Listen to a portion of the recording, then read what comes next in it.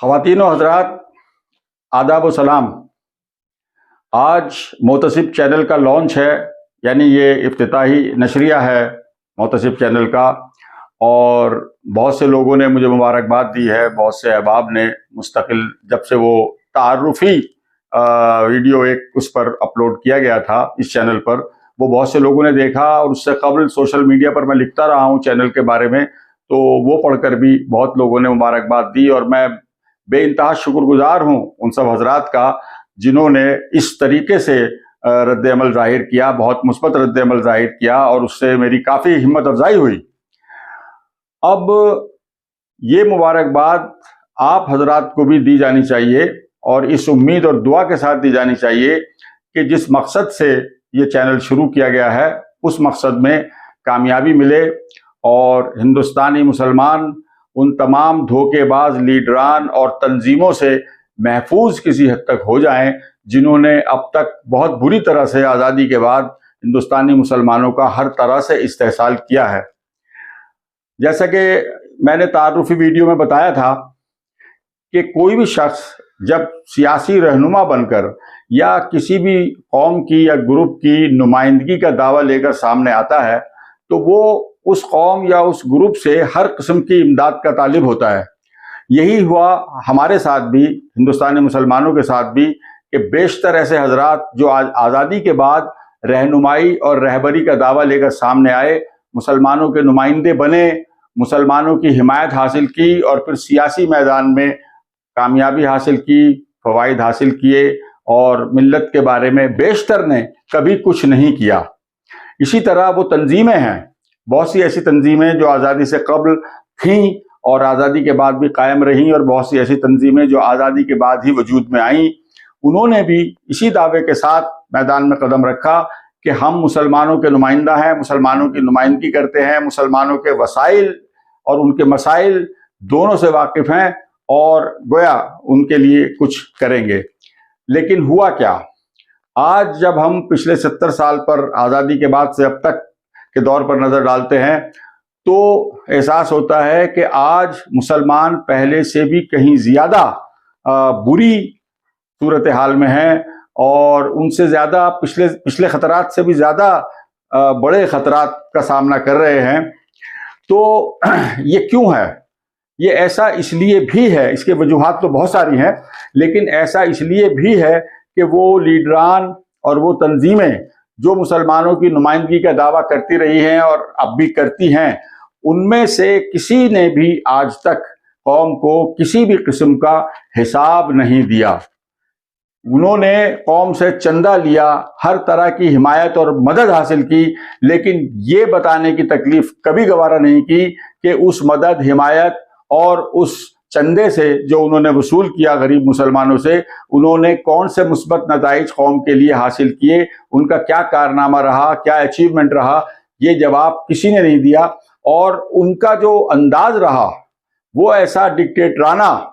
اور خود مختارانہ قسم کا رہا کہ کسی کو یہ ہمت نہ ہو سکے کہ ان سے جواب دہی طلب کرے، ان سے یہ پوچھے کہ آپ نے اپنے فرائض منصبی میں کہاں تک کامیابی حاصل کی، آپ نے قوم و ملت کے لیے کیا کیا۔ تنظیموں کا جہاں تک تعلق ہے، افراد اور لیڈران پر ہم بعد میں آئیں گے، لیکن تنظیموں کا جہاں تک تعلق ہے، میں نے ابتدا کی ہے All India Muslim personal law Board سے، کیونکہ اس تنظیم کا ریکارڈ سب سے زیادہ خراب ہے۔ دیکھیے، یہ تنظیم وجود میں آئی 1973 میں، اور انہوں نے دعویٰ کیا کہ ہم شریعت کے محافظ ہیں۔ وہ شریعت، یہ لفظ شریعت جو ہے، یہ 1937 میں انگریزوں کے ذریعے بنائے گئے ایک ایکٹ کے ذریعے، ایک قانون کے ذریعے وجود میں آیا تھا، سامنے آیا تھا۔ اس قانون کا نام تھا مسلم پرسنل لاء شریعت اپلیکیشن ایکٹ 1937، اور اسی ایکٹ اور اسی قانون کے نام سے انہوں نے اپنی تنظیم کا نام لیا، All India Muslim personal law board, اور تحفظ شریعت کا دعویٰ کیا۔ اب سوال اس یہاں دو سوال پیدا ہوتے ہیں بنیادی طور پر، تنظیم نے بعد میں کیا کیا، کیا نہیں کیا، اس سے قطع نظر سوالات دو پیدا ہوتے ہیں۔ نمبر ایک، وہ کون سی شریعت تھی جس کے تحفظ کا دعویٰ کیا آل India Muslim personal law board نے، اور آج بھی جس شریعت کے محافظ ہونے کا وہ دعویٰ کرتی ہے۔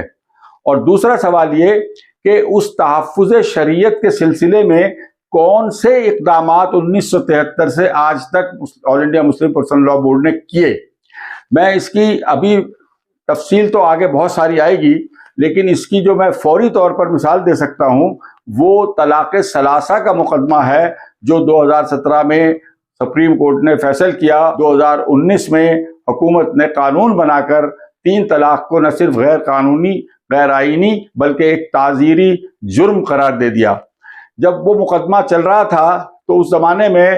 روزنامہ انقلاب میں روز ایڈیٹوریل صفحے پر میرا ایک مضمون چھپتا تھا، جس میں میں اس مقدمے کی تفصیلات بیان کرتے ہوئے یہ بتاتا تھا کہ آل India Muslim personal law Board کہاں کیا غلطی کر رہا ہے، اور یہ سمجھ میں نہیں آتا تھا کہ وہ غلطیاں انہوں نے کیوں کی۔ شاعرہ بانو کی پٹیشن کے جواب میں حکومت ہند نے، مرکزی حکومت نے 177 صفحات کا ایک ایفیڈیوٹ فائل کیا تھا، حلف نامہ فائل کیا تھا، جوابی حلف نامہ جس کو کہا جاتا ہے، اور اس جواب میں انہوں نے جو سوالات اٹھائے تھے اس میں صنفی انصاف کا سوال سب سے بڑا تھا۔ لیکن صنفی انصاف تو چھوڑیے، اس حلف نامے میں، اس سرکاری جوابی حلف نامے میں اٹھائے گئے جتنے سوالات تھے ان میں سے کسی ایک سوال کا جواب بھی All India Muslim personal law Board نہیں دے سکا۔ اور بالکل ایسا لگا اس مقدمے کے دوران، جس کی تفصیل میں پوری سامنے لاؤں گا، کہ آل India Muslim personal law Board جان بوجھ کر مقدمے کو طول دے رہا ہے، اور ان کے وکلاء جو ہیں وہ کروڑوں روپے کا بل بنا دیتے ہیں ہر تاریخ سماعت پر، اور بہت ہی احمقانہ اور جاہلانہ قسم کے اس میں آرگومنٹس یعنی دلائل پیش کیے گئے، اور نتیجہ وہی نکلا جو نکلنا تھا۔ اس مقدمے کے اختتام پر میں نے ایک چھوٹی سی کتاب بھی شائع کی تھی، جس کا وہ اردو اور انگریزی دونوں زبانوں میں تھی، لیکن اردو زبان میں اس کا عنوان تھا طلاق ثلاثہ کا تماشا۔ اس کتاب کے پشت پر مختصر طور پر میں نے چند لائنیں جو لکھی تھیں وہ میں آپ کے گوش گزار کرنا چاہتا ہوں۔ ہندوستانی مسلمانوں میں رائج ایک نشست میں 3 طلاق کے ناپسندیدہ اور ناجائز چلن کو بنیاد بنا کر صنفی مساوات اور انصاف کے نام پر جو فقید النظیر تہلکہ خیز قانونی، سیاسی اور صحافتی ڈرامہ کھیلا گیا، اس کی شرمناک تفصیلات اور افسوسناک نتائج کو مستقبل کا مورخ باب ملامت میں درج کرے گا۔ اس ڈرامے کے اہم مرکزی کردار تھے حکومت ہند، supreme court of India, all India Muslim personal law board اور ذرائع ابلاغ۔ معاون اداکاروں میں قابل ذکر ہیں چند کرائے کی کٹ پتلیاں اور درجنوں سیاسی بھانڈ اور مسخرے، جن کی اچھل کود اور مضحکہ خیز حرکتوں نے عوام الناس کی دلچسپی قائم رکھی۔ ڈرامے کا اختتام سپریم کورٹ کے ایک منتشر، اختلافی اور تقریباً ناقابل فہم فیصلے پر ہوا، جس سے شے پا کر حکومت نے پارلیمنٹ میں ایک بچکانہ، بے سمت اور غیر منطقی مجوزہ قانون کا مسودہ پیش کیا، اور ایوان بالا میں ناکام ہو جانے کے بعد ایک اس سے بھی زیادہ بچکانہ اور ناقابل نفاذ آرڈیننس نشر کیا گیا، جو ایک کھسیائی ہوئی حکومت کے کھمبا نوچنے سے زیادہ کچھ نہیں، حالانکہ بعد میں وہ قانون بنا دیا گیا۔ اس پورے سوانگ کا ایک ہی مثبت نتیجہ برآمد ہوا، اور وہ ہے نام نہاد مسلم علماء کی منافقت اور all India Muslim personal law board کے بے ضمیر، قوم فروش ارباب حل وقت کی نقاب کشائی۔ قوم و ملت کی رہبری کا دعویٰ کرنے والا ایک ایک شخص اپنے اصلی روپ میں سامنے آ گیا، اور امکانات پیدا ہو گئے کہ شاید مستقبل میں قوم اس سطح کی فریب خوردگی سے محفوظ رہے۔ یہ کتاب اسی مثبت نتیجے تک پہنچنے کے سفر کا مفصل بیانیہ ہے، لیکن افسوس، صد افسوس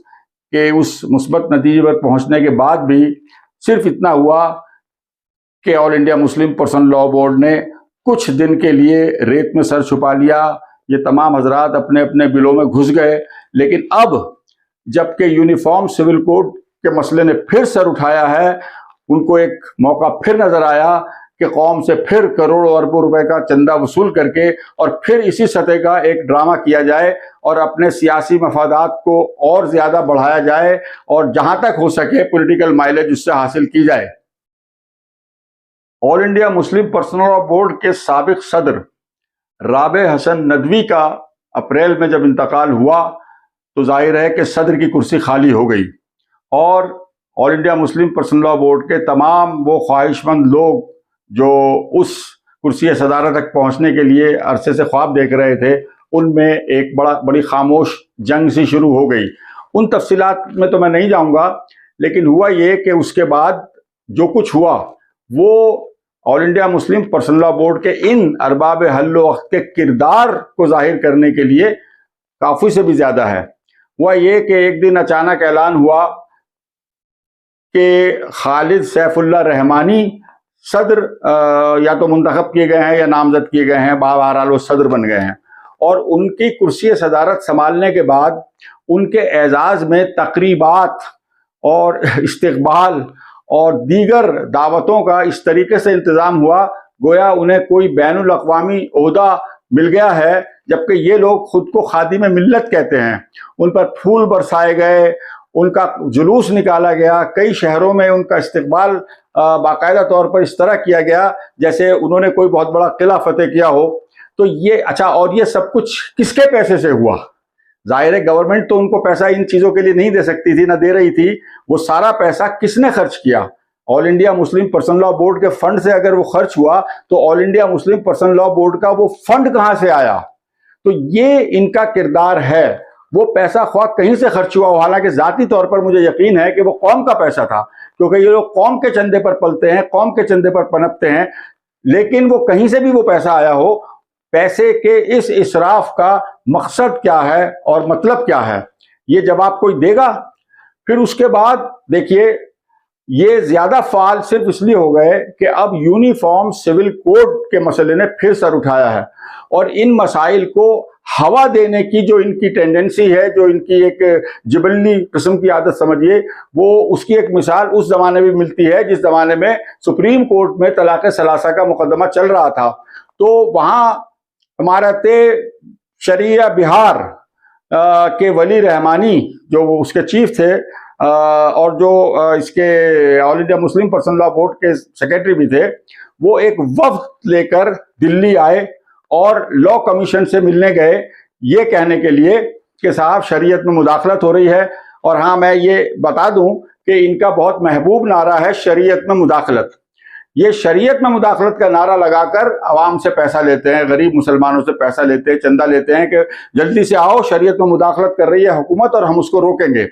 تو وہ لاء کمیشن میں گئے اور انہوں نے طلاق ثلاثہ کے موضوع کو بنیاد بنا کر اور یونیفارم سول کوڈ کی مخالفت وہاں کرنے کی بات جیسے ہی شروع کی تو وہاں جو لوگ تھے، جو لاء کمیشن کے لوگ تھے، خود لاء کمیشن، وہ ہنسے اور انہوں نے کہا کہ بھائی ہمارے پاس تو ابھی یونیفارم سول کوڈ کا کوئی مسودہ تک نہیں ہے، آپ کس چیز کی مخالفت کرنے آئے ہیں؟ اب یہ جو اعتراض تھا، اس اعتراض کی روشنی میں آج کل جو پیش رفت ہوئی ہے اس کو دیکھیے۔ یونیفارم سول کوڈ کی بات جیسے ہی پرائم منسٹر مودی نے کی، اس کے فوراً بعد all India Muslim personal law board پوری طرح سے حرکت میں آ گیا۔ ان کے یہاں سے فرمان اور آرڈر نکلنے لگے، عوام سے کہا جانے لگا، مسلمانوں کے نام ایک آرڈر نکالا گیا کہ صاحب اپنی اپنی رائے بھیجیے لاء کمیشن کو۔ اب کوئی شخص مجھے یہ بتائے کہ غریب بے پڑھے لکھے مسلمان وہ یونیفارم سول کوڈ جیسے سنگین مسئلے پر کیسی اور کیا رائے دیں گے؟ یعنی یہ تخصیص کیے بغیر کہ کس سے کہا جا رہا ہے، ایک عام آرڈر نکال دیا گیا کہ لاء کمیشن کو اس کی مخالفت میں رائے دیجئے یا خط لکھیے۔ یہ بتائے بغیر وہ سوال بنیادی اب پھر آ جاتا ہے، یہ بتائے بغیر کہ ہماری شریعت کیا کہتی ہے، کہاں کہاں تبدیلی ممکن ہے، کہاں کہاں تبدیلی ممکن نہیں ہے۔ بھئی کوئی قرآن میں تبدیلی کی بات تو کہیں نہیں کی جا رہی۔ یونیفارم سول کوڈ پر آج تک کوئی میننگ فل ڈائلاگ نہیں ہوا، کوئی ایسی معنی خیز گفتگو all India Muslim personal law board نے نہیں کی جو اس مسئلے کا، جہاں تک مسلمانوں کا تعلق ہے، یا تو ہمیشہ کے لیے تدارک کرے یا کوئی ایسی صورتحال سامنے آئے جو آئین کی روشنی میں حکومت کو تسلیم کرنے پر مجبور ہونا پڑے۔ سوائے اس کے مخالفت برائے مخالفت بے معنی چیز ہے۔ لہٰذا اب وہ یونیفارم سول کوڈ کا ہوا دکھا کر مسلمانوں کو پھر اسی راستے پر لایا جا رہا ہے جس راستے پر طلاق ثلاثہ کے سلسلے میں لایا گیا تھا، اور مقصد وہی ہوتا ہے کہ آپ ہمیں چندہ دیجئے اور ہم حکومت سے لڑیں گے۔ سب سے بڑا فائدہ یا سب سے بڑا جو مقصد کسی بھی تنظیم کو بنانے میں اس طرح کے لوگوں کا ہوتا ہے، یا جو تنظیمیں اس وقت موجود ہیں مسلمانوں کی، جن میں سبھی کو شامل کر رہا ہوں، آل انڈیا مسلم مجلس مشاورت کو بھی شامل کر رہا ہوں، اس کے پیچھے ایک بہت بڑی خواہش یہ ہوتی ہے کہ ہمیں کوئی ایسا پلیٹ فارم مل جائے جس پلیٹ فارم پر جا کر ہم براہ راست حکومت سے مکالمہ کر سکیں، یعنی ہماری سماجی معاشرتی حیثیت جو ہے وہ بلند ہو جائے، یعنی ہم اس مرتبے پر آ جائیں۔ ظاہر ہے کوئی عام آدمی، میں بھی براہ راست حکومت سے بات نہیں کر سکتا کسی اسلامی یا مسلمانوں کے کسی مسئلے پر، لیکن اگر میں all India Muslim personal law board جیسی کسی تنظیم سے متعلق ہوں تو مجھے یہ حق حاصل ہے اور وہ عہدہ اور وہ مرتبہ حاصل ہے کہ میں پرائم منسٹر کے گھر جا کر یا اس سے بھی اپوائنٹمنٹ لے کر اور اس سے بات کر سکتا ہوں کہ بھئی میں مسلمانوں کا نمائندہ ہوں، لہذا مجھ سے بات کی جائے، مجھ سے بات کیجئے۔ اب یہ نمائندگی اگر سنجیدہ ہو، پرخلوص ہو، ایماندار ہو تو بہت اچھی بات ہے۔ ایسی نمائندگی کی ہر ملت کو ضرورت ہوتی ہے، ہر گروپ، ہر کمیونٹی کو ضرورت ہوتی ہے، لیکن یہاں نمائندہ حضرات جو ہیں وہ صرف اس لیے ان بڑی بڑی تنظیموں کی رکنیت حاصل کرتے ہیں کہ ان کو وہ پلیٹ فارم مل جائے جہاں وہ حکومت کے سامنے اسی سطح پر آ کر ان سے بات کر سکیں اور وہ معاشرے میں بھی ایک عہدہ اور مرتبہ حاصل کر سکیں، اور جہاں جائیں ان کا استقبال کیا جائے اور ان پر پھول برسائے جائیں۔ یہ چند الفاظ all India Muslim personal law board جیسی تنظیم کے تعارف کے طور پر میں نے کہے ہیں، لیکن اس کی تشکیل کے پس منظر میں کون کون سے عوامل تھے، کس طرح یہ وجود میں آیا اور کیوں، اور اس کی وجوہات، اس بات کی وہ کیا وجوہات تھی کہ تحفظ شریعت جیسا نعرہ بلند کرنا پڑے اور شریعت کو سامنے لا کر اور لوگوں سے یہ کہا جائے کہ یہ ہماری شریعت ہے اسلام کی اور یہ خطرے میں ہے۔ اب اس وقت جو شریعت خطرے میں آئی ہے، ویسے تو شریعت کے خطرے میں ہونے کی کہانی بہت پرانی ہے اور اس کی تفصیلات آگے آئیں گی، لیکن اس وقت شریعت خطرے میں آئی ہے یونیفارم سول کوڈ کے اعلان کے بعد۔ اس یونیفارم سول کوڈ کے اعلان کے بعد، جس یونیفارم سول کوڈ کے بارے میں خود ہندو دانشوران کا یہ خیال ہے کہ اس کا اطلاق کیا اس کی تشکیل تک ہندوستان جیسے تکثیری ملک میں تقریباً ناممکن ہے، لیکن شریعت کو خطرے میں آنے کا یا شریعت کو خطرے میں لانے کا جو بھی بہانہ ان کو ملتا ہے اس کو وہ فوراً دوڑ کر پکڑ لیتے ہیں، اور اس کی تفصیلات بہت عجیب و غریب ہیں، عجیب و غریب ہی نہیں، سنسنی خیز ہیں۔ اور اس سنسنی خیزیت کا ایک چھوٹا سا ثبوت میں ابھی پیش کیے دیتا ہوں۔ لفظ شریعت ہندوستان کے مسلمانوں کے سامنے 1930 تک کبھی نہیں آیا، کم از کم قانون یا آئلی قوانین کے سلسلے میں کبھی نہیں استعمال کیا گیا۔ 1930 میں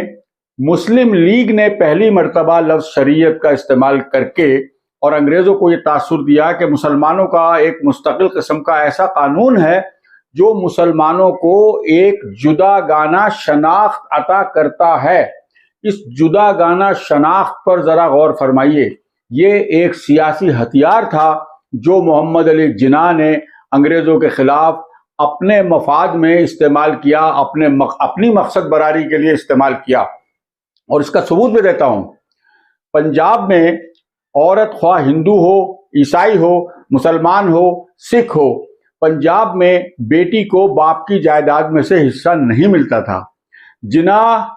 ان تمام جاگیرداروں اور زمینداروں کو ناخوش نہیں کرنا چاہتے تھے جن پر ان کا تسلط تھا، اور ان کے ذہن میں صرف ایک چیز تھی اور وہ تھی پاکستان، اور پاکستان کے مقصد کے تحت انہوں نے انگریزوں کے سامنے مسلمانوں کی ایک جدا گانہ شناخت رکھنے کی کوشش کی۔ اس کا نتیجہ یہ نکلا کہ جب 1937 میں شریعت اپلیکیشن ایکٹ بنایا گیا تو اس میں بیٹیوں کو باپ کی جائیداد کی وراثت سے محروم کر دیا گیا، یعنی بیٹی کا کوئی حصہ اس میں نہیں تھا، نہیں رہا۔ آج بھی وہ قانون جوں کا توں ہے، اور 1947 سے لے کر 1973 تک آل India Muslim personal law board کا کوئی وجود نہیں تھا، لیکن 1973 میں جب وہ وجود میں آئی، all India Muslim personal law board وجود میں آیا، اس کے باوجود انہوں نے اس قانون کے سلسلے میں کچھ نہیں کیا۔ اور یہ بھی ایک بہت بڑا اعتراض تھا جو طلاق ثلاثہ والے مقدمے میں نہ صرف پٹیشنر کی طرف سے، عرضی دہندگان کے وکلاء کی طرف سے، بلکہ حکومت ہند کی طرف سے بھی اٹھایا گیا کہ اسلام میں صنفی مساوات اور صنفی انصاف نہیں ہے۔ اس طرح کی بہت ساری سنسنی خیز کہانیاں ہیں جو میں اگلے ایپیسوڈ سے سنانا شروع کروں گا، اور جن کا تعلق اس شریعت والے پس منظر سے ہے، آل انڈیا مسلم پرسنل لا بورڈ کی تشکیل اور اس کے وجود سے ہے، کیونکہ میں نے بہت کھل کر ہمیشہ کہا ہے کہ آل انڈیا مسلم پرسنل لا بورڈ نے ہندوستانی مسلمانوں کو جتنا نقصان پہنچایا ہے، کسی مسلم مخالف سیاسی پارٹی نے نہیں پہنچایا۔ اور وہ اگلے ایپیسوڈ سے وہ کہانیاں اس لیے بھی شروع ہوں گی خواتین و حضرات، کیونکہ میں اچھی طرح واقف ہوں کہ ہمارا یہ پہلا ایپیسوڈ تکنیکی لحاظ سے بہت کمزور ہے، لیکن پابندی عہد کے تحت اس کو نشر کیا گیا ہے، کیونکہ میں نے نہ صرف سوشل میڈیا پہ اعلان کر دیا تھا بلکہ بعض احباب سے وعدہ کیا تھا کہ 7 جولائی بروز جمعہ رات کو 9 بجے اس کا افتتاح ہو جائے گا۔ لہٰذا اس ایپیسوڈ کی خامیوں کو معاف کریں، درگزر کریں۔ ہماری تکنیکی ٹیم ابھی تک مکمل نہیں ہوئی ہے، لیکن اگلا ایپیسوڈ جو بہت جلد ہو سکتا ہے 2 دن بعد ہی آپ کے سامنے آئے، آپ کے لیے بہت حیرت انگیز قسم کے انکشافات لے کر آئے گا۔ اور ہاں، یہ سلسلہ جاری رہے گا، اور کسی بھی ایک ایپیسوڈ میں کوئی ایک کہانی مکمل نہیں ہوگی، یہ میرا اندازہ ہے۔ لہذا آپ سبسکرائب ضرور کر دیں چینل کو، تاکہ آپ کو وقتاً فوقتاً پتہ چلتا رہے کہ کوئی نیا ایپیسوڈ آیا ہے اور آپ کا تسلسل اور تواتر ٹوٹنے نہ پائے۔ بہت بہت شکریہ۔ خدا حافظ۔